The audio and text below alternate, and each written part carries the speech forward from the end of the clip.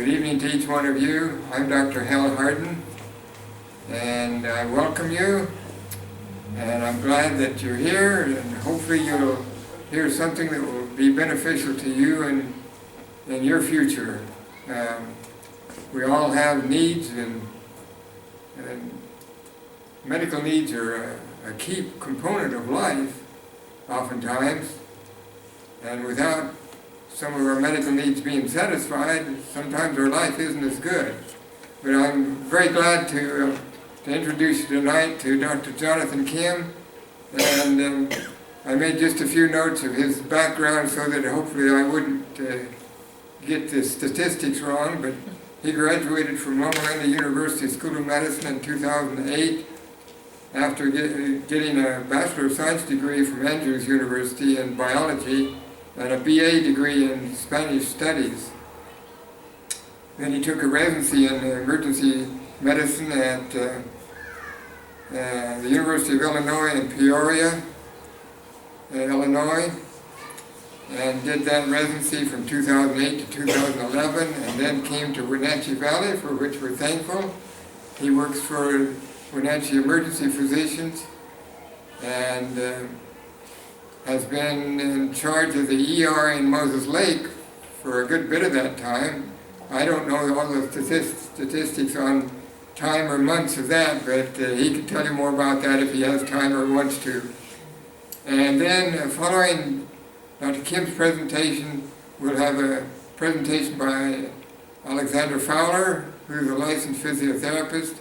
He graduated from Andrews University in 1998 and then became licensed to practice physiotherapy in this state in 1999. And he worked for Central Washington Hospital for I guess the last 9 years, and previously worked for United Back Care prior to that. And he'll talk to us about exercise after Dr. Kim's presentation on exercise. And these are both very important aspects of health rules or health laws and recommendations that help all of us and can help many more if they would pay attention to it. So thank you very much. And Dr. Kim, the time is yours. Thank you, Hal. If you don't mind, I'd actually like to start my presentation with a word of prayer. Our Heavenly Father, Lord, thank you for this opportunity to share a little bit of something that I have been gaining in understanding. I pray that you would be with me as I speak tonight, that you'd please give me wisdom and understanding and the right words to speak and the right concepts to share. And I pray that you would be present here tonight. For ask and pray in Jesus' name, amen. So my presentation was supposed to be on nutrition. The title was supposed to be Nutrition and Its Great Importance. So I guess I'll just jump right into it. When we talk about nutrition, I think most people really want to know practical points that they can take away, things that they can apply to their daily life. And I think most people are really thinking about diet, right? How do I change my diet with the information that I learned about nutrition? Now, when we look out there, and if you just do a simple Google search, you realize that there are just many, many different types of diets. There's the Atkins diet, there's the Zone diet. These are listed on a quick search as the top 8 diets that are currently around. So the Atkins diet, the Zone diet, there's a ketogenic diet, there's the South Beach diet, there's the Mediterranean diet, there's the raw food diet, there's the vegetarian diet, the vegan diet, and the list just keeps going on and on. There's hundreds, if not maybe even thousands, of different types of diets. So I guess, with so many opinions out there and so many ideas about what constitutes a healthy diet, a good diet, thank you, Steve, how do we know what's true, right? The question really comes down to, who can you trust?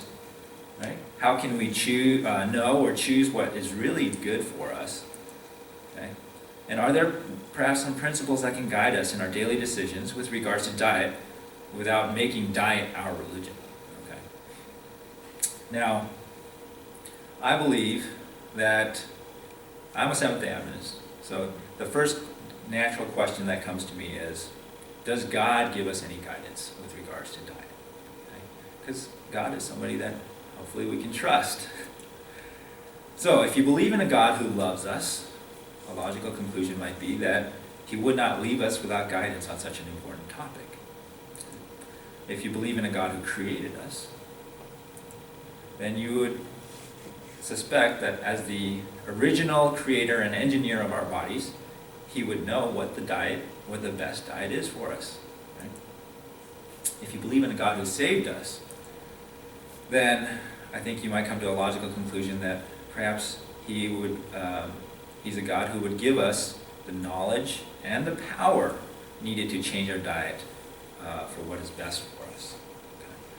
Okay. And God cares about the physical. God doesn't just care about the spiritual. Right? In 1 Corinthians 3:16 we read that Paul says, "Know ye not that ye are the temple of God, and the Spirit of God dwelleth in you." Now, we believe that having a healthy body is important, to be a healthy temple for God, for the Spirit of God to dwell in. Right? In 3 John 1 and 2, John says, "Beloved, I wish above all things that thou mayest prosper and be in health, even as thy soul prospereth." So, health is an important thing. It is an important thing, not just in a worldly sense, but it's an important thing that God cares about. Okay? So in this presentation, I'm going to actually start with Bible principles and counsel regarding health, because I think this will give us the guidance, the principles that would lead us to choose what is best for us. Okay? Then I'll go into components and the purposes of those components in a healthy diet. I think I'll try to get into some practical advice on implementing a healthy diet. And then we'll talk about special populations and disease considerations when you're talking about different types of diets, and then some pitfalls to avoid.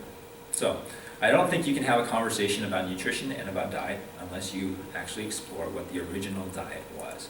And if you believe the Bible says in Genesis 1:29, God said, "Behold, I give you every herb bearing seed which is upon the face of all the earth, and every tree in the which is the fruit of a tree yielding seed. To you it shall be for meat." The word there, meat, is actually in reference to food. So, when we read this verse, we realize that the original diet contained fruit, and it contained herb-bearing seeds. Right? So did this change at any point? Yes, we also read in Genesis 3:17, after the fall. I'm going on the presumption that everyone is familiar with the story of Adam and Eve in the fall. Okay. After the fall, we read in Genesis 3:17, "And unto Adam he said, Because thou hast hearkened unto the voice of thy wife, and hast eaten of the tree of which I commanded thee, saying, Thou shalt not eat of it. Cursed is the ground for thy sake. In sorrow shalt thou eat of it all the days of thy life." So there was a curse after the fall, and this actually brought about a little change to the original diet. So I guess you could call it a modified diet. In Genesis 3:18, the following verse, it says, "Thorns also and thistles shall it bring forth to thee, and thou shalt eat the herb of the field." So we realize that the original diet contained grains and fruit, didn't necessarily include the greens when we talk about the herbs of the field, but we realize that after the fall, something changed. If you read this, as I've read it to you, something changed about the ground. God cursed the ground. And somehow that affected the nutrition of the food, because now he says, "You will eat the herb of the field." We can discuss some of those thoughts maybe later as to what that might be. So the post-fall diet now is different from the original design. We have fruit, herb-bearing seeds, which would be your grains, And now we have herbs of the field, or greens. So, when did flesh foods, or meat, as we would think of it, enter the diet? Well, Genesis chapter 9, verse 3 to 4. This is following the flood. Now, I'm again presuming that everyone is familiar with the story of Noah and the flood, and I do believe that this was a worldwide flood.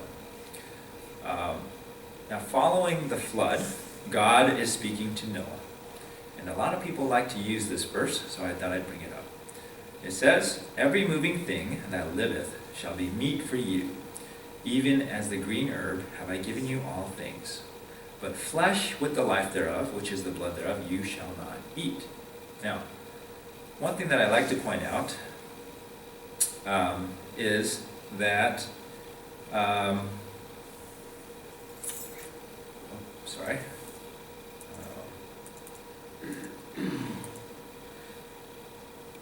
does this verse, if you read it as it is, say that you can eat all flesh? Is that what it says? Oh. Okay. I like to point out one thing here. In Genesis 9, chapter 3 to 4, God does give permission to eat flesh foods, okay, meat. But he says, "Even as the green herb have I given you all things." Okay? Now I have a question for you. Do you eat every type of green plant out there? Okay? We don't. So he's saying, yes, it is allowable to eat meat or flesh foods. And I think if you really consider what's happening here, you've just had a worldwide flood that has destroyed everything. There's really not the available food sources there. God is a loving and also a practical God. So he's making an allowance to provide for your nutrition through flesh food. Because if you think about it, everything else has been destroyed, right? But he actually, if you read this carefully, it says, "Even as the green herb have I given you all things." I don't see people going out there eating every type of poisonous plant that they can find. Right? There is a differentiation, and if we read carefully, we realize there is a differentiation even at the flood. Genesis 7:2, when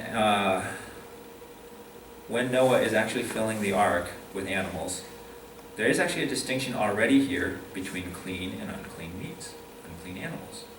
He says that, "Of every clean beast thou shalt take to thee by sevens, the male and his female, and of the beasts that are not clean by two, the male and his female." So we can deduce by this that, did Noah eat one of the two animals that he took on board? Probably not, right? Because that's immediate extinction, okay? He probably ate from the clean animals that were taken in by sevens. And if we look at Genesis 9, it says to be selective, just like you are when you select your greens. So already, even when God gives permission, he provided some distinction between clean and unclean meats. So the most commonly referenced texts in the Bible are actually Leviticus 11 and Deuteronomy 14. And there we find that God gives specific instruction to the Jews, to the Israelites, as to what types of animals they can eat. And here in verse 7 and 8, you can look this up. I didn't put the verses up there because this is somewhat of a long text. In verses 7 and 8, he says, "For land animals, you can eat animals that part the hoof and chew the cud." And he gives examples, and he says, you can't eat the camel because it chews the cud, but doesn't part the hoof. You can't eat the swine because it parts the hoof, but does not chew the cud. Then he gives some guidance on water creatures. Basically, anything that's in the ocean, if it has fins and scales, both, then you can, that would be clean. And for fowls, they actually go through a list in verses 11 through 19 of the types of birds you can eat and the types of birds you can't eat. And if you really look at the categories, we're really cautioned away from birds of prey, scavengers, bats. There's a little further of a list there. So, why? Why does God make a distinction between clean and unclean flesh meats? Well, if we look in Deuteronomy chapter 7, verses 12 to 15, it says specifically, after going over many of these rules and before he actually reviews everything, he says, "Wherefore it shall come to pass, if you hearken to these judgments and keep and do them, that the Lord thy God shall," one of the things he says is, "take away from thee all sickness, and will put none of the evil diseases of Egypt, which thou knowest, upon thee."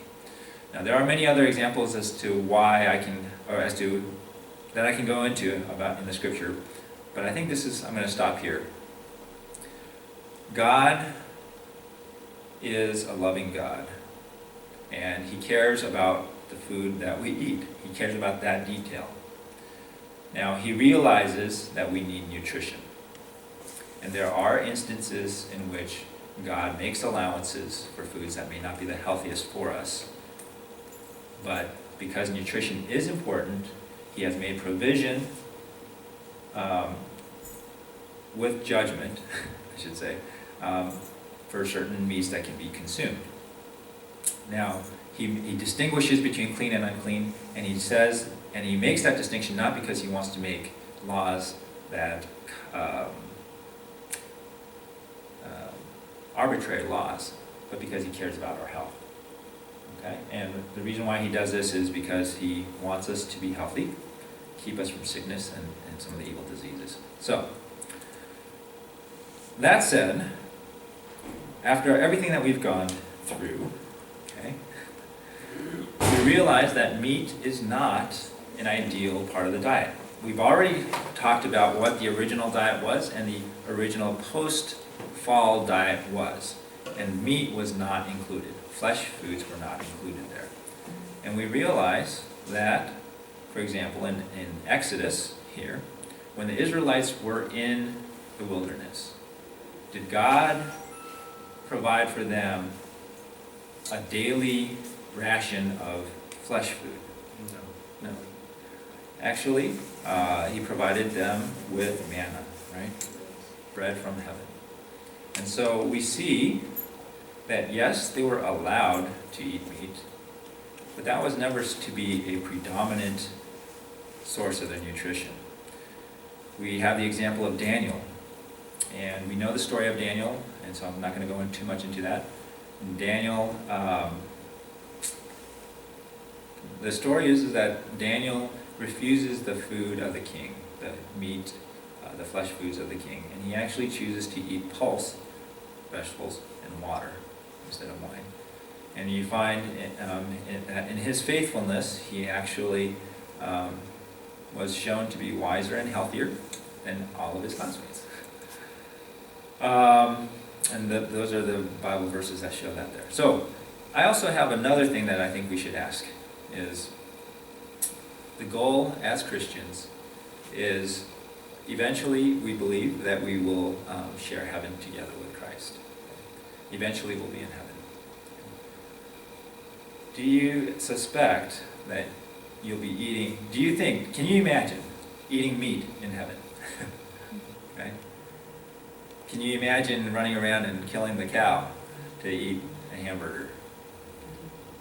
Well, that's sort of a tough thing. The other thing is that when you see the conditions in which our animals are raised now, the way we raise our animals, we raise them, and I didn't bring pictures because I don't want to gross anyone out, but if you can just Google some of these pictures, the conditions in which they grow are conditions in which the spaces are very narrow, they're given hormones and with everything that is done to them is designed to get them to gain weight as fast as possible, to get them to market as fast as possible. Now, if any of you have had pets, animals get depressed, animals get anxious. Animals suffer, and they have the same hormonal responses that all of us do. And if we're going to manipulate their hormones and everything else to gain weight, do you think that perhaps some of that could transfer to us in consuming their flesh? That's just a question that I have, right? And so from that perspective, do you think God is pleased with the treatment of these animals raised for food? And by consuming these animals and supporting this industry, do you think that that's something that is pleasing to God? And again, there's that question, do you think you'll eat flesh foods in heaven? Well, Isaiah 11, in case there's a question, says that the wolf also shall dwell with the lamb, and the leopard shall lie down with the kid, and the calf and the young lion. I don't know what I messed up there. But it says that a little child shall lead them, right? And in verse 7 it says, the cow and the bear shall feed, the young ones shall lie down together, and the lion shall eat straw like the ox. But the animals aren't going to be consuming each other in heaven. I highly doubt that we'll be consuming animals in heaven. And so, if heaven is our ultimate goal, maybe we could start practicing that early on. So, we look at the original diet, and we see that it was a plant-based diet. And that is actually... so, according to the Bible, I think if you took all of this together, I think it would be a reasonable conclusion to come to think that God's original plan for man was to consume a plant-based diet. It's probably the healthiest thing for us. It's probably what we're ultimately headed for in heaven. Now, the question is, how about the rest of the world? Does the rest of the world come to similar conclusions? And I think we live in a time period where, yes, we can say that the rest of the world is starting to come to the same conclusions that we could have come to just by studying the Bible. Okay? Has anyone heard of Dean Ornish? Okay? Right? So, Dean Ornish is a pretty famous physician. These are his credentials: graduated from Baylor College of Medicine, clinical fellow at Harvard Medical School, and finished his residency training at Massachusetts General Hospital. He's the author of 6 best-selling books, including Dr. Dean Ornish's program for reversing heart disease, which is fairly well known. He's also the physician who influenced our former President Clinton after he had his cardiac surgery to convert to a mostly plant-based diet. Now, if you know Bill Clinton from his political days, he wasn't exactly known to be the healthiest eater, but now he's mostly vegetarian, believe it or not. And it was largely due to Dr. Ornish's influence. There's also, many of you may be familiar with the China study, which talks about the benefits of a plant-based diet. They drew some connections between nutrition and heart disease, diabetes, and cancer there. And so, again, in that book, they do promote a plant-based diet. And if you actually look on all of these websites, the Harvard School of Public Health has a website specifically dedicated to nutrition and diets. And you'll see there that they actually promote a mostly plant-based diet. Now, they do make some allowances for a very small portion of meat, but their thoughts there, if you look on their website, is specifically pushing forward a plant-based diet. If you look on, there's a website called Positive Choice. It's Kaiser Permanente's Integrated Wellness Center website. Again, they promote a largely plant-based diet. There's also an interesting website if you wanted more information, nutritionfacts.org. This is actually a great resource run by Dr. Michael Greger, and he actually collects and presents all the scientific data supporting primarily a plant-based diet. So the rest of the world is starting to come to similar conclusions. So what I'm trying to say is that if you study the Bible, and if you come to it, you would come to a certain conclusion that God designed for us to eat a diet that is primarily fruits and vegetables, grains, and post-fall, after the fall, greens. Okay. So when we talk about components, so I want to move on from there to components and purposes of a healthy diet. So we have the components: fruits and vegetables. We have legumes and nuts, whole grains, and what we categorize as milk alternatives. So when we look at these different components of in a plant-based diet, fruits and vegetables are going to provide the vast majority of our vitamins, minerals, and phytochemicals. Okay? The legumes and nuts are going to provide primarily our protein, although actually all of these foods are going to have some amount of protein And then our whole grains are really our main source of energy, fiber, and B vitamins. Okay? In your milk alternatives, many times we'll focus on the greens, and some of these things are really higher in calcium and vitamin B2, and so we can look at those things. So before we get further into the different components of a healthy diet, I have to pause and say that each individual is unique and has different proportional needs. Okay? I am not here, and I'm not going to tell you today what the perfect diet is. And that's because it's not the same for everyone. Okay? It is completely dependent on numerous things. It can be affected by your job, your daily activities, your age, your stage in life, your gender, your chronic illnesses, unique dietary tolerances, and I would actually add to that climate, season. These things are all actually important as to your dietary requirements. And so there is no perfect diet. If you're going to go online and you're going to try to find the perfect diet to make you healthy, you're not going to find it. Okay? Learning what a healthy diet is actually the work of a lifetime. Okay? As you learn more about yourself, as you learn more about the principles that God has established, you will improve in your understanding of your diet and what is healthy for you. So my goal here is to actually present some general principles, not necessarily to tell you what to eat, what to consume. Okay? So, as I said, the goal is to constantly improve your diet as you learn more about yourself, and it's not necessarily to have the perfect diet. But there is a place to start. So some of this data actually comes from some nutritionists that I spoke to, and from the experience of some of these sanitariums that I've had the privilege of having some exposure to, and that promote a plant-based diet. And you're going to find different ways of presenting this information. Many times, nutritionists present things in terms of servings. So many servings of this, so many servings of that. I find it to be easier. I like how the Harvard website actually does it. They split it down to proportions, okay? Proportions of what's on your plate. I think that's a little bit easier for people to conceptualize.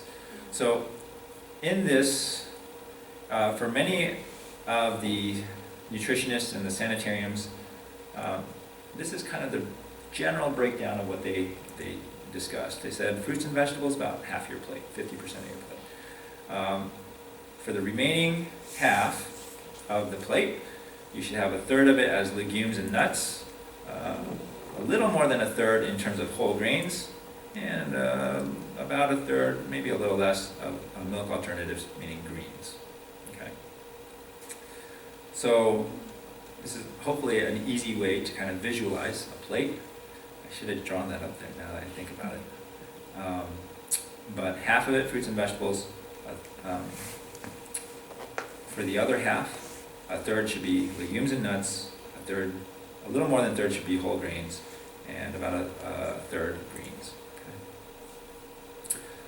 So, some practical advice on implementing a healthy diet. Well, it's very hard. Okay? A diet is as much about your personal lifestyle as anything else. Okay? And people have different tastes, and sometimes it's hard to change those tastes. Now, for the most part, we are given counsel that we should try to make gradual changes in your diet. Okay? No sudden changes. Some of these sanitariums get very sick individuals, and so they've had to actually implement a more rapid change in their diet. And this is some of the ways in which they do that. They will actually have some people fast to help transition a diet. They'll have them fast for about 3 days on the average. And it's not a full fast for most of these individuals. Sometimes it'll be a juice fast or very light fruit fast. But they'll fast for the first 3 days, and then they'll go into an adjusted diet. So many times, some of these sanitariums are actually experimenting with juice fasting in the morning, more vegetable juices at lunch, and a very light dinner, if any dinner at all.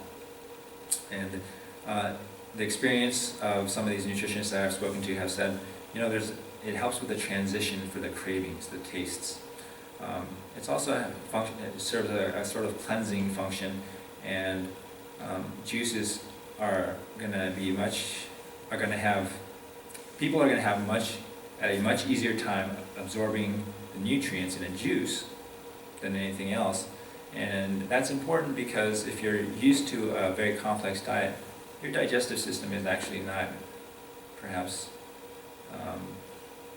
used to fruits and vegetables as the primary thing. And so you may have a little harder time with some of the nutrition absorption at first, and so juicing helps with that. One caution is that this is not something that you should do with type 1 diabetics, people with gout. You probably shouldn't fast children. So, you should keep a variety in the diet. So different colors of the fruits and vegetables usually indicate different proportions of vitamins, minerals, but especially phytochemicals. And so it's good if you take your plate and there's only one color tone in your plate, it's probably not an appropriate diet. It should be a very colorful plate that you're consuming. Okay. You should also consume at least 2 different types of whole grains daily in order to get a full complement of your B vitamins and some of those nutrients. So, and that means you can eat rice and toast. Okay. That's 2 different types of grains. You can just kind of vary that there. You also want to vary the legumes and nuts so that you can acquire a full complement of essential amino acids.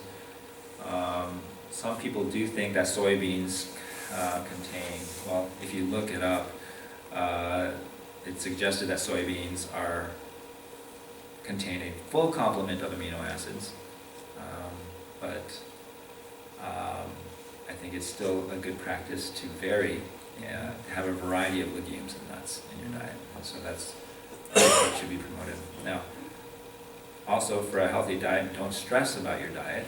Okay? Some people become extremely anxious about, am I having the perfect diet? Am I doing everything right? Okay. But what did we just say? There is actually no single perfect diet. Okay? It's going to vary, and it's going to depend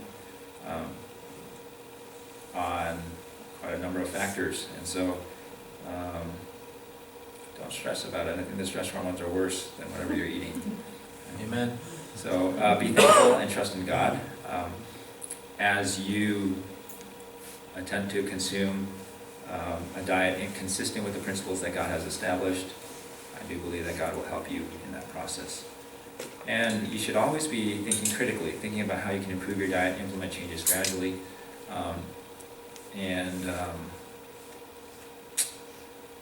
so you can always improve, but you don't need to stress about improving, okay? So now I want to get into a little bit about special populations and disease considerations. So these are basically some cautions and maybe some suggestions that can be taken. And I try to take the most common disorders that people suffer from. So thyroid disorders. So there is some literature to suggest that there is a benefit for people with hyperthyroid in consuming a higher proportion of vegetables from the brassica family. These are things like your cabbage, your kale, your Brussels sprouts, bok choy. On the reverse side, if you're hypothyroid, it's kind of suggested that you avoid this whole family altogether. And part of that is that these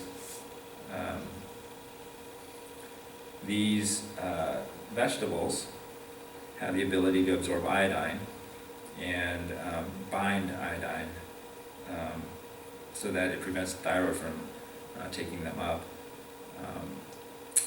If you cook them, you don't have the same problem, but if you take them raw, they can cause some problems. Type 2 diabetes. This is a pretty common problem. There is some literature to suggest that there may be a benefit from increasing intake of beans and legumes. You should definitely increase your soluble fiber. And so foods that contain soluble fiber are like barley, flax, okra. The soluble fiber is that slimy stuff that you see when you cook the vegetable.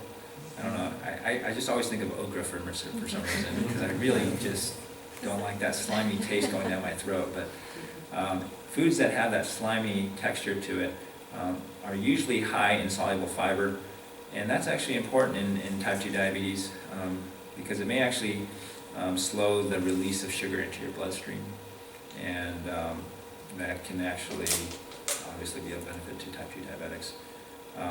Type 2 diabetics should especially avoid fats, oils. Now I know this goes against some of the more newer recommendations, but well, we can talk about the mechanism later if you have any questions about that. High cholesterol. There's some literature to suggest that there's some benefit from tomatoes. There may be some inhibition of the LDL production, the bad fats or the bad cholesterol. There may be a benefit from moderate tree nuts. Now this is a little counterintuitive, but a moderate amount of tree nuts, which do contain some cholesterol and some fats, may actually increase the ratio of your HDL to your LDL.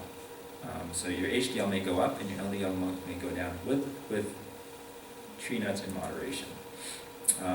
There's also some literature to suggest that there may be benefit from soybeans, again, kind of altering your HDL and LDL levels.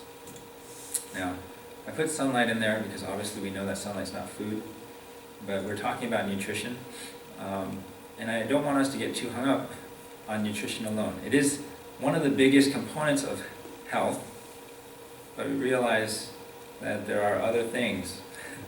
The rest of New Start, if you're familiar with New Start, I think most people here are, is very important for good health. And sunlight, actually, adequate sunlight has been shown to decrease your cholesterol levels, although a modest impact on that. Hypertension. Some of you have heard about the DASH diet. It's called DASH standing for Dietary Approach to Stop Hypertension. And this is the basic principles of this diet is to increase fruits and vegetables, increase fiber, whole grains, decrease sodium, decrease refined grains. They do make some allowances for meat, but when you look at the DASH diet, it's actually probably the increased proportion of fruits and vegetables that has some impact on hypertension. There's also some suggestion that there may be some benefit from the addition of whole grains such as flax seeds and also dark greens and tree nuts, surprisingly. If you want the references, I can give you the references at the end of the presentation, and I can get that for you, email that to you at some point. So other considerations for certain populations, such as children and adolescents, they're rapidly growing. So you want to avoid fasts. Be sure to supply plenty of iron and folate for good blood production. First trimester pregnancy, obviously, this is a time period of organogenesis. So you want to prioritize things like vitamins and minerals over quantity or calories, because we have an OBGYN who can tell us more. But at that stage, it's really about having the right nutrients, not necessarily about quantity or the amount of calories. For the elderly, one of the things that you actually see with the elderly is that they have a diminished ability to absorb nutrients. And so one of the things that you can really suggest for that is the elderly especially may benefit from juicing and smoothies and that kind of thing, primarily because that's easier to absorb. General pitfalls to avoid. You don't want to have any kind of dietary imbalance. One or a handful of items should never dominate the diet. Again, I put lack of variety in the foods, which is saying the exact same thing really in another way. Or too much refined foods. And then don't forget the rest of the New Start principles. So at this time, I think I have to pass on my time to Alexander. Any questions at all?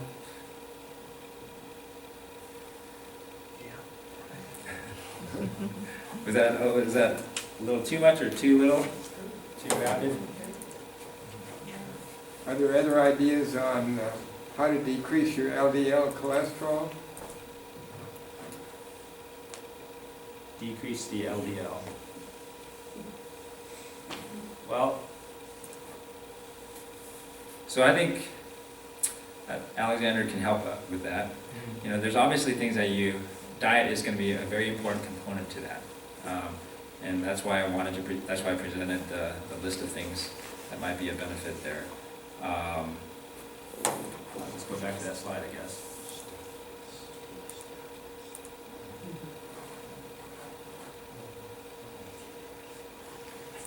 I think even defining, where LDLs come from versus HDLs helps to kind of understand that too. Mm-hmm.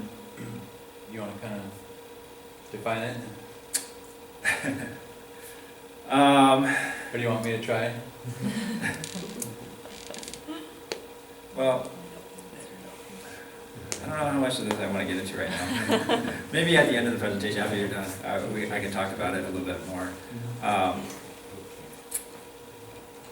So I think it's important to realize that diet is not the only thing. Okay? Diet is obviously a very important thing, but you still have to include the other components to a healthy lifestyle, including exercise, including exposure to sunlight at times. Those are all actually important for cholesterol, believe it or not. But here are some of the foods that I put up, and then I'll let Alexander talk, and then we can talk a little bit about where LDL and HDL falls and how those are formed. So, One other question? yes. Just a quick question. I'm under the assumption that all my blood pressure medications and everything like that, and any other related drugs and whatnot, that actually diet is a way out of them. Is that, like these programs, I'm not sure where New Start fits into this, but Right. you hear of people going to live-in clinics for a while and having all their diet and everything changed, and they come out of there with, major heart problems corrected and their diet corrected. Is that a reality? I believe it is, and I have definitely seen examples personally of that being the case. But I think, when you look at the literature, you can find all kinds of conflicting data. I put these specific foods up for high cholesterol, for example, because I can actually find specific studies that show that there is a benefit equivalent to many of your pharmaceuticals with each of these components, okay? And that's why I put it up. But you're going to be able to find literature that says quite the opposite, says there's no impact as well. Now, how do I deal with that apparent discrepancy? Well, diet is something that is very difficult to study because it's not something that you can just parse out a single component.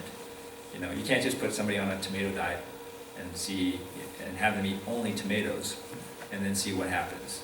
I mean, you could, but you're going to have so many other problems that it's going to really kind of probably mess up some of your studies.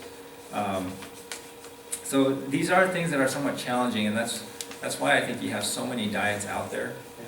But I mentioned Dean Ornish. Okay. He is absolutely convinced that a more plant-based diet will actually reverse heart disease. And he has examples of that. President Clinton is following the same thing. And I don't think, he is still a person, okay? So I do believe that you can actually reverse these things, but you're definitely going to find that to be a controversial thing with some physicians.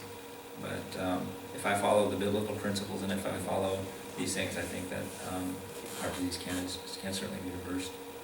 Basically come down to moderation and then learning about yourself and what you can tolerate, et cetera, et cetera. That's definitely a component, right? Because not everyone's going to be able to tolerate the same foods. Some people have special food allergies or other things. So there are other considerations to take into place, but that's why I put some of these things here. These are foods from completely different categories, okay? And so I chose tomatoes. So I'm not saying to fill your plate with tomatoes only. Okay? It means that for your vegetable component, maybe lean a little more heavily towards tomatoes. Maybe lean a little, make sure you get your tree nuts into your diet, and maybe lean towards some soybeans and pick up some edamame soybeans or something and snack on those instead of chips. So, So none of these things, and this is the thing that I am always wary of, is we don't ever want to go too extreme in any direction. But there may be a benefit to increasing some of the proportions, leaning more heavily towards some of these foods if that is your particular problem. Okay. Any other questions? We can actually take more questions after Alexander because I don't want to take all his time. Well, thank you, Dr. Kim. I love these kind of talks. I'm passionate about nutrition and exercise, although at this point in my life, I'm not as passionate as I should be. Family has educated me a little different in time management, and so I need to go to a class that helps me learn on time management and balancing life with work and kids, and it's a new dimension for me. So I'm one of those, there's Alcoholics Anonymous and there's Overachievers Anonymous. I haven't learned to say no to certain things, and so I tend to tie up my time probably where it shouldn't be tied up. But tonight we're going to talk about where it should be tied up, is in exercise, which I'm transitioning to. I've stepped down from some responsibilities in some church ministry and trying to shift more to a balanced lifestyle to get some health. And so I'm going to share with you my passion as a physical therapist. I work for Confluence Home Health, and so I've been doing physical therapy since 1998, which is almost, 18 years? Hard to believe. Had some experience before working in home health with chronic pain management, which was probably my most educational field of practice I've been in so far. I feared backs, and I feared pain. Two of the things that are just like nemesis in the medical world of physical therapy and pain management. And I learned a lot about managing pain, and backs became actually very, not completely straightforward, but a lot easier to understand and assess and treat. And so one of the things we'll talk about with exercise is how it helps with chronic pain. And we can do a lot of things naturally if we put ourselves to study. And that's where I really appreciate the message that Dr. Kim gave, that it's kind of like my friend Brian here just got a new rig. It's a Toyota, right? Correct. I have a Chevy pickup, and I could go over there and I could tell him, I think you need to use my manual for your Toyota. How do you think that's going to go over when it comes to understanding? There's similar things. They all have fuel that goes in. They all have cylinders. But one works on glow plugs and one works on spark plugs. There's a whole lot of things when you start getting into it, that when a design is given for a vehicle that has a manual to help us understand how it functions. And God has given us a manual in, He read several Bible principles, not only for health, but for physical activity. And when we follow that manual, and we study the science about that manual, we know how to function best. If I told you, I think it's best that you put water in your fuel tank, don't listen to that manual, what would you say? You're crazy. You're silly. Yet we as humans, we sometimes try to take the manual of how the body functions and recreate it, don't we? And try to make it function best, but we end up cutting it short. And so here, I want to cover, if you take the little handout there, I want to cover some kind of general exercise principles and categories of exercise that are beneficial to be in a balanced exercise program.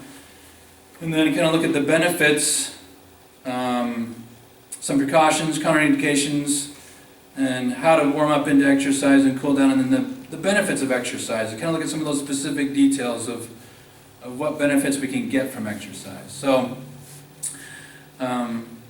first is, when we're looking at exercise intensity, how do I know that I'm doing the proper intensity in my exercise to get the full benefit?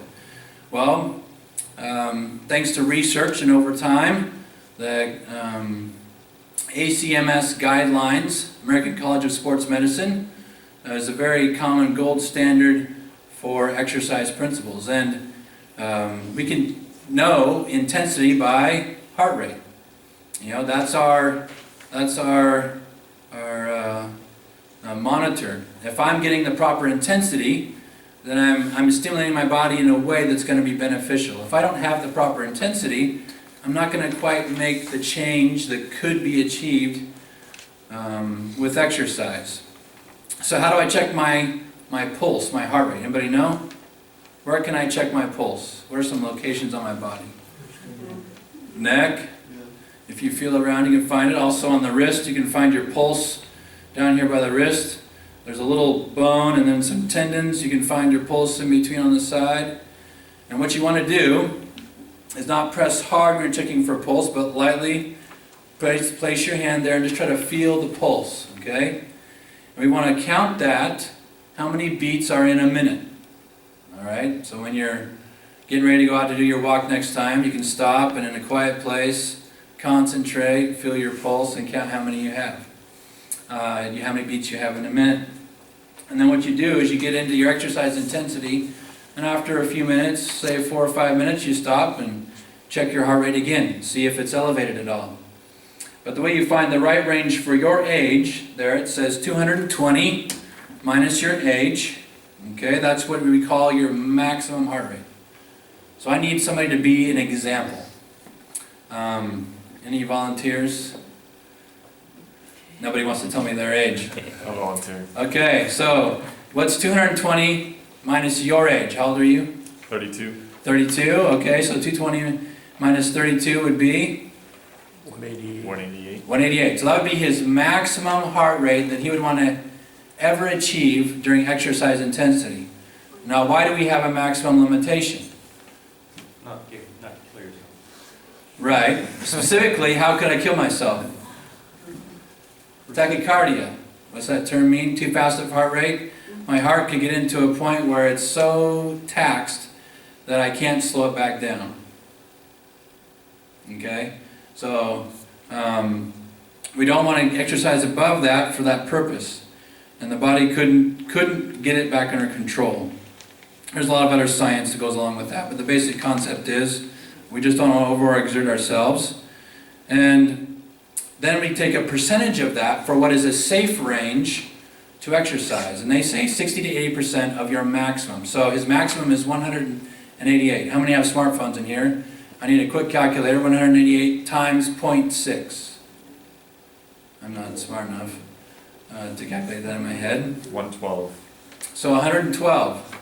Now that's a pretty low intensity when you think about it for his age.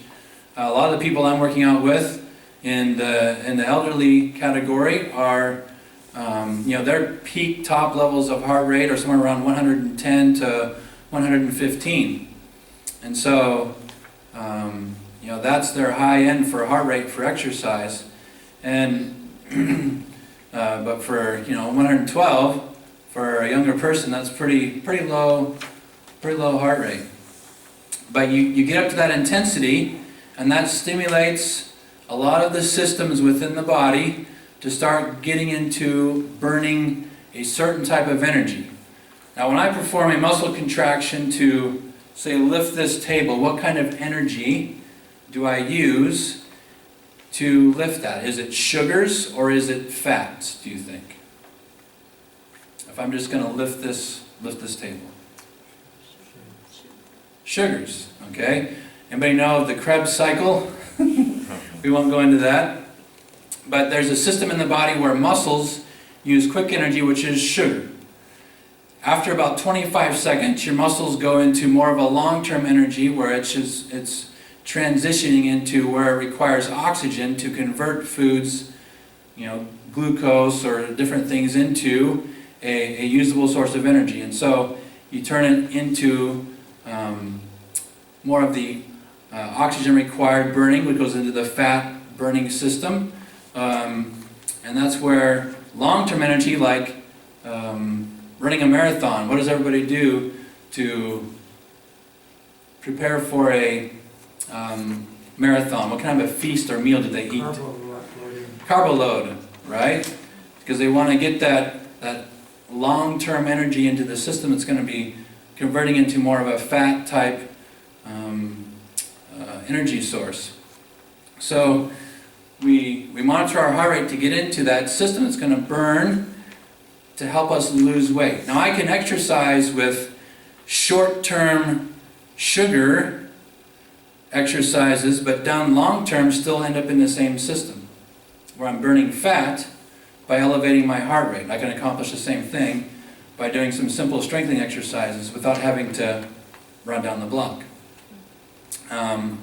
And that's what I do a lot. As I work with people, we do simple exercises of sit to stands from a chair, side leg lifts, but I can elevate their heart rate to 120 beats in a matter of just 30 seconds. And then I can maintain that even with giving them a short amount of rest. And so I get a good workout in 10 to 15 minutes, 20 minutes that gives somebody a good workout that helps to burn fat, helps them to build strength, all at the same time. And so we use heart rate to monitor that, though, to make sure we're not pushing the body too hard. And 68% of your maximum heart rate. Everybody understand that principle a little bit as far as how to figure out your max, how to figure out the workout range? Okay? So we have aerobic exercise. Aerobic meaning, what's aerobic mean? Oxygen, yeah, air, need air. You know, what's one of the things that they assess? I assess people is, you know, are you getting short of breath? You know, how's your breathing doing? We wanted to have activity that requires us to take deep breaths and get the air in to help muscles not only relax, but also to burn and convert fuels. And then there's strengthening. Aerobic exercise in general tends to work on our heart system. You know, we talked about, he asked the question about, you know, improving heart health. That's one of the main reasons why we do aerobic exercise, is because we start doing those things of burning the fat that clogs or builds up on the inside of that artery wall. One of the benefits of increasing your HDL in your diet, you know, he talked about nuts, and there's avocados, olive oil, have those high density lipid sources, and those help to go through the body and they clean out the artery wall. And when you exercise, you also elevate your HDLs. Just by doing an exercise program, you can increase your HDL level in the body. How that works, I can't explain the science to you exactly.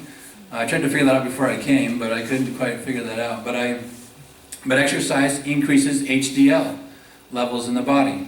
And those HDLs are what's needed to clean out the artery wall to eliminate what clogs it, the LDLs.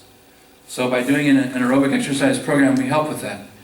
And to be healthy, maintaining good heart health, strengthening the heart and cleaning out the arteries and preventing stroke and heart attack risk 3 to 5 times a week. If you're only exercising once a week, you're just maintaining your current status.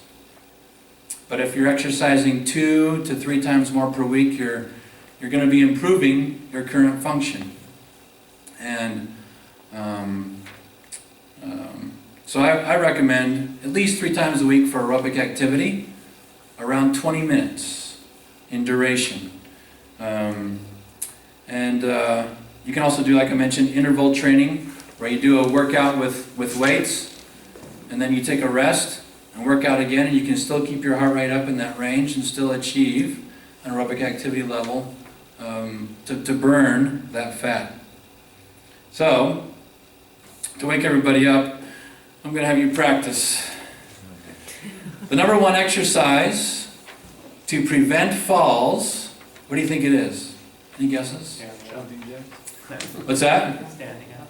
You're right. Sit to stand. So I'm going to have you all practice sit to stand. I want you to sit on the front of your seat for me. I want you to go slow, controlled. And I want you to just have your hands crossed. You don't use your hands to push up. And I want you to slowly stand up and notice how your body and your nose transitions over your feet for me. And then stand up and then sit back down. Do it 10 times in a row, okay? Just nice and slow. Oh, y'all did it too fast. We got to go slower. Come on, let's make it work. Nice and slow. Make sure to breathe. Get some oxygen into the bloodstream. How far forward do you have to lean to stay balanced? About 40 degrees. Yeah, I mean, you lean forward more than what you realize a little bit. Okay? Make sure you're going nice and slow. Come on. Come on, Doc. A little slower. Good. There we go. Feel it work. Now, how many of you are starting having to breathe a little harder than what you were when you started? Anybody starting to have to breathe a little more? Okay. So if I start somebody off a lot of times, we're doing 5 of these, because that's all they can do. But by the time I'm done with them, we're doing 20 in a row. Somebody that's 90 to 95 years old. I have a reputation that he's doing this full time. Good job. All right? But you figure, just from that, you can notice you start to breathe a little bit more. But that's what we're working on, is elevating that heart rate, getting some strength developing. And even with slow controlled movements, people think a lot of times for power you have to do heavy weights. But even if I do a slow controlled movement and it's what we call it I can't think of the term, there's slipping in my mind right now, but not isometric, come on. Isotonic? Kind of an isotonic, but it's an extended contraction. Like when I was in college, we did a training routine where we did an 8-second contraction. Not with heavy weights, but with just lightweight, a slow controlled contraction. And at the end of that 3-month, we retested our strength, we retested muscle size, measuring and all that, and I still improved my strength by like 30% from what I started, which is pretty significant, not having to do heavy weights. And, I can do simple exercises. I had, in chronic pain, we used 2-pound resistance TheraBand exercise. And I had this, he's probably a 240, 50-pound guy, came in, construction worker, and I handed him a little yellow rubber band, and he just looked at me and goes, "You gotta be kidding me," and I said, "Give me 15 minutes and then we'll talk." Well, by about 5 minutes into it, he's got sweat coming down his face, He's like, "Oh man, wow, these things really can do something." And so, we a lot of times think, man, to do an exercise program, I have to go out and get this equipment and go out and do this and do that, but we don't. We can do some simple things to improve our strength and function. And so,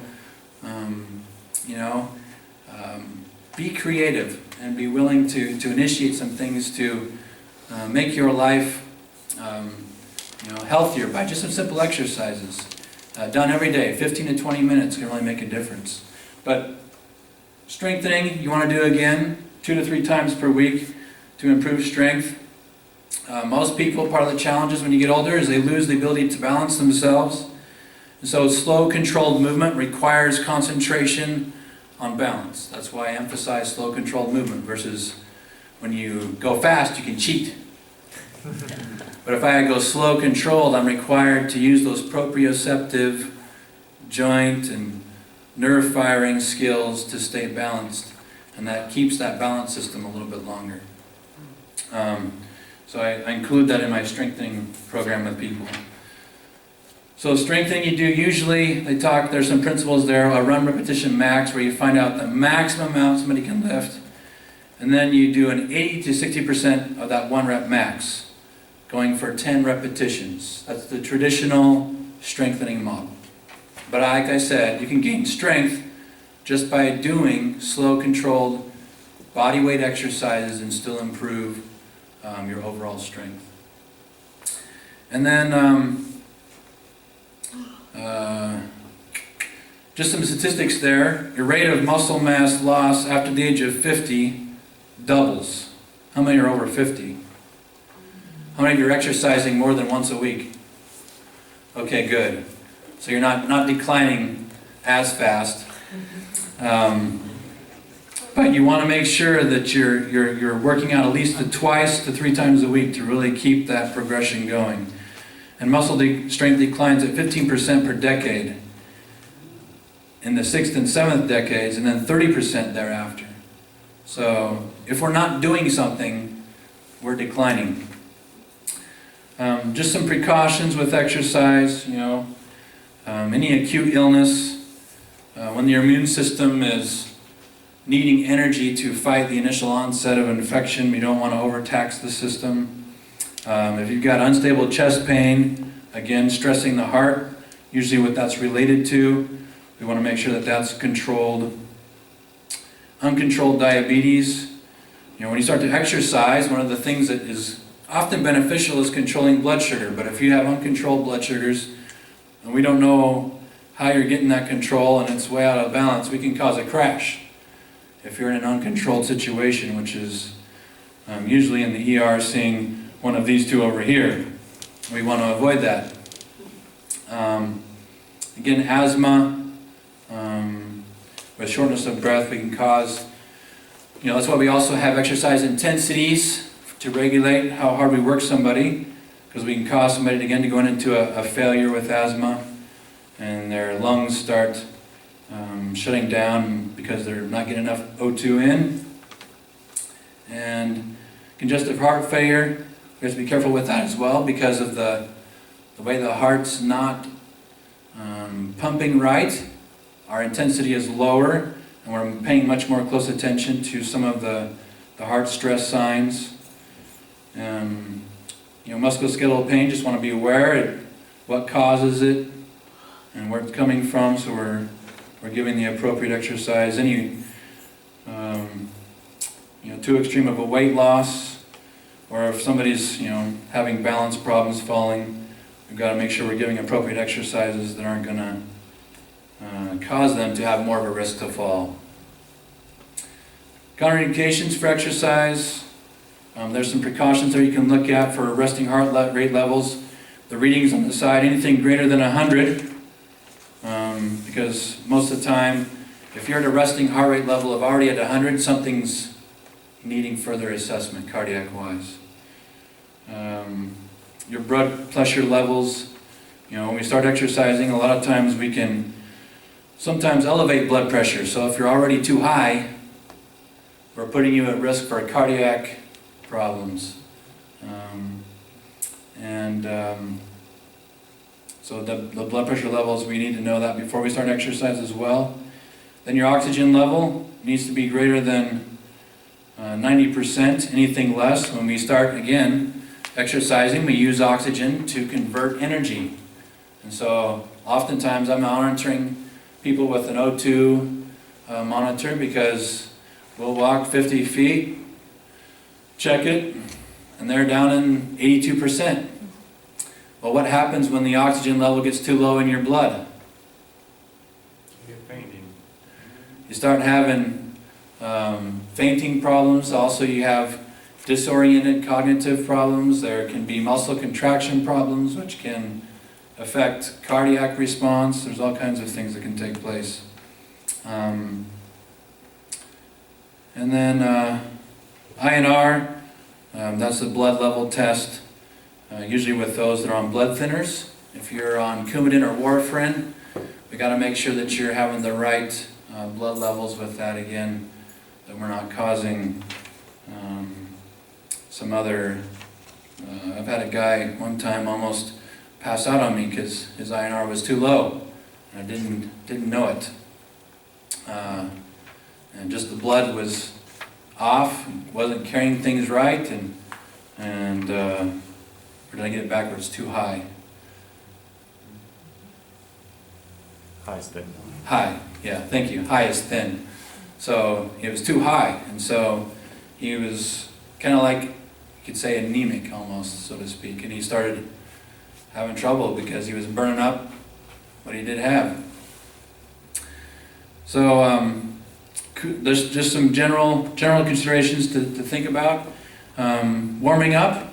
A lot of times we don't want to just jump into an exercise program and start lifting heavy weights without warming the tissue up, getting blood flowing, keeping the tissue more flexible that way by using light walking, sit to stand exercise like we just did, and then doing some light stretches.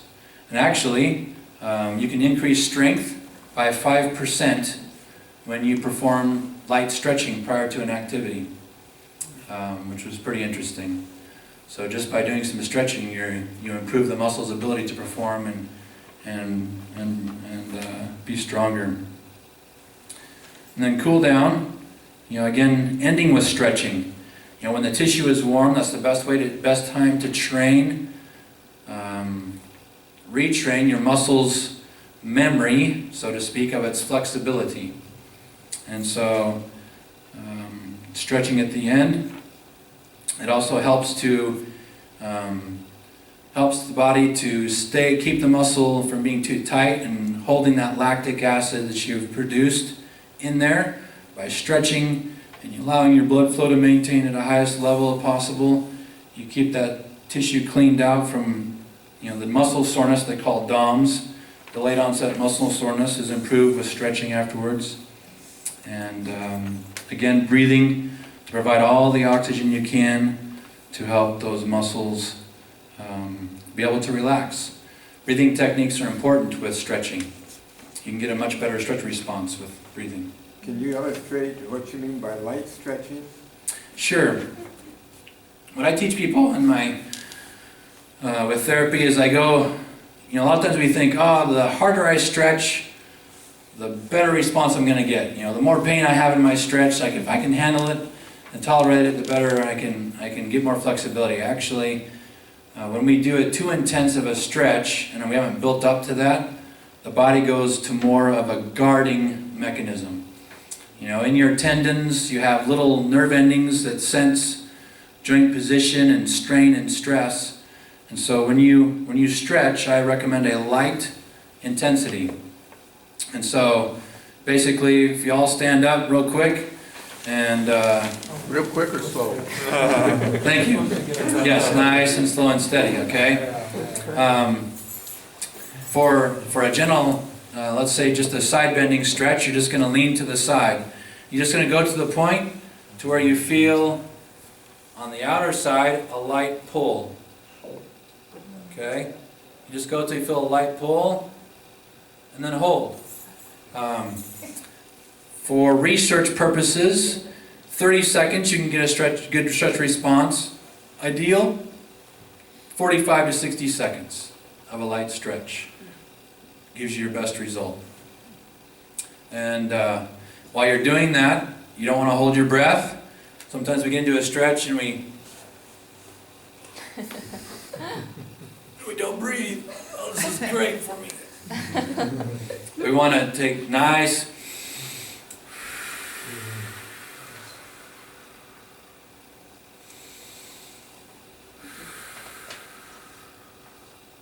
because again, the body needs the oxygen in there to help the muscle to be able to relax. And so, nice deep breathing, just a light intensity in that stretch. You can all sit back down now. So any questions on those portions real quick before we go into benefits of exercise? How long do you hold? Hold the stretch? Yeah. I say 45 to 60 that's seconds, 45 yeah. to 60. I start people out, if you haven't been doing stretching much, I start them out at 30, and after say 4 to 5 days we go up to 45 and then up to 60. But I usually, I get people up to the 60-second hold to where they're doing a light to moderate intensity of a stretch. And once you've kind of trained your brain to relax in the stretch, you can actually handle a higher intensity. There's ballistic stretching that works, where ballistic is, you're taking somebody to their end range of flexibility and then you're shoving them into that range to go further, to gain more range. But for most of us, the next day, you'd be in the hospital because, your body's not used to that, and it just would react and go into such a guarding mechanism that you're going to have more pain the next day. But your body has to build up to that to know that what you're doing is not injury. And it's kind of a memory. And that's why with chronic pain, there's such a problem with recovery, is because the brain, and each individual is different how they respond to pain. But some bodies are more sensitive to injury, and so it locks down and gets into a protective mode and doesn't want to let go of that pain cycle. And so you have to treat it a little more gently and re-educate that pain cycle feedback system a little differently. But anyway, that was a good question. So yeah, I start off with 30 if you haven't been doing much stretching, and then after about a week you can go up to 45 or then up to 60 seconds. So benefits of exercise. There's a lot of benefits. Going back to Genesis, he cursed the ground at the fall, but also he told Adam, by the sweat of your brow, you are going to have to till the ground. In that curse, I believe there's a blessing. That our human bodies need sweat, need physical activity to maintain health. I believe it was a curse that was necessary for Adam's survival. Just as much as our health today is necessary to have a physical exercise to maintain proper health. You can have nutrition, but if you don't have exercise, you're not going to achieve your full potential. And I can have exercise, but if I don't have nutrition, I'm not going to achieve my full potential. They go hand in hand. And so you need the physical activity to complement nutritional modifications. Both can make changes and you can make benefits, but you're not going to get the maximum potential without utilizing both. And so you improve strength. I do that by building muscle, but a lot of strength gains within the first 3 to 4 weeks are actually improving the nerve signal. When I exercise, I'm training my brain to fire and recruit more muscle. That's actually the initial strength gains that you get. It's not actually building muscle until about 4 weeks and beyond. You improve your body composition by getting more muscle tone. I change my physique look. If I don't have it, I get a different physique look. When you get more muscle, you increase what they call your metabolic rate. Your muscles are where a lot of energy is consumed. And, more muscle means faster metabolism, means slimmer composition. And you feel better about yourself. You also increase bone density. By weight bearing, you increase the density of your bones.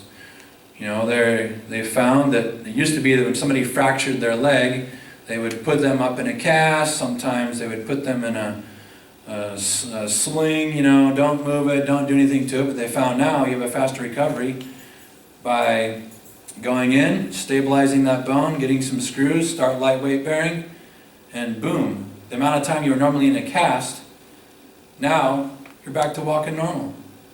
And so bone density improves with the weight bearing. I strengthen my connective tissues. I build more of the tendon strength and tensile strength of those structures to resist sprains and strains by exercising. I improve sleep. I decrease my risk of disease in general. Improve my walking speed. Decrease fall risk because I'm improving my balance as well. You improve your mood. And I'm going to stop there a little bit because I think this is something that's important that, with chronic pain and depression, a lot of times we think it's a mysterious thing that, how do I change that? How do I improve my mood? How do I handle these stressful situations? Well, where do we produce serotonin? There's some doctors here. Where is serotonin produced in the body? Brain. right? And it's the spinal cord. It's the gray matter of your brain spine system. And what stimulates that production is activity. By using the tract, you produce more of that neurotransmitter. What about dopamine? And norepinephrine. These are chemicals that are body's natural painkillers that you can produce by activity. And the problem is when we get pain limits us. And we don't want to push beyond that to do the activity to an intensity that is needed to produce those chemicals. And so we get ourselves stuck in a cycle of being dependent on a medication, which in reality, when I take a medication, what happens after about 2 to 3 weeks? I need a higher dose to get the same effect, because you have a natural system within the body that monitors how much dopamine I have or how much serotonin I have.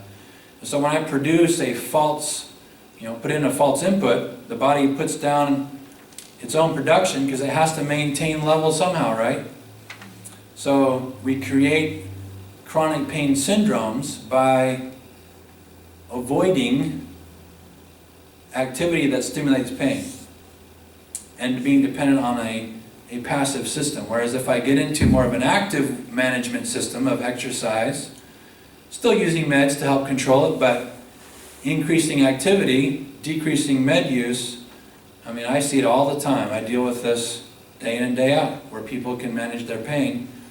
And there are certain chronic conditions that, because of damage, it doesn't happen, or stroke or whatnot. But I would say a majority of conditions, if we're willing to put forth the effort, can really be controlled, chronic pain-wise, even with activity.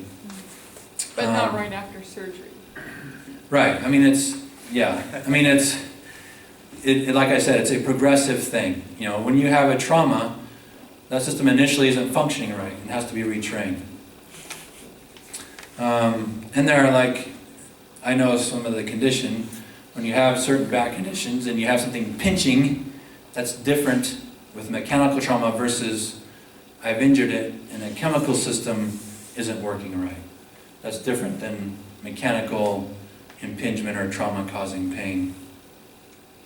So GI motility is improved, my stomach and my digestion's better by exercise. Regulating blood glucose. What's my problem with being a diabetic? My body doesn't utilize sugar because insulin. I'm insulin resistant. Well, so I can't use insulin. My body doesn't use insulin properly, therefore my sugars aren't used properly. So how can I burn up that extra sugar? Exercise, yeah. By using those muscles. And so therefore, if I get the proper exercise, I can help control diabetes. And most type 2 diabetics can monitor their diabetes with exercise and diet and not have to take medication. If you're a type 1, that's a little bit different. And I'll refer you to talk to the docs more about why that doesn't work. But most diabetics, type 2 though, can learn to control with exercise and burn up those sugars. By muscle contraction, we can help control our diabetes. Endurance, activity and tolerance is improved. We relieve depression by improving the neurotransmitters that help control depression. As I talked about, serotonin, dopamine, those things. Self-confidence in life. We get more, better relaxation, or reduce stress and anxiety. Because we're, again, producing things that help decrease that stress. But exercise is God's gift, I believe, to man to help combat the diseases of life, along with nutrition. And so, incorporating exercise aerobically, strength-wise, and flexibility to be balanced. And thank you. Any questions? I just I was just gonna say that, you know, that little phrase that exercise is medicine and that motion is a therapeutic lotion. You know, really kind of, if you process that over and over, then you can feel better about exercising because you really realize you're doing something good for your body. Yeah, amen. All right, thank you. Thank you.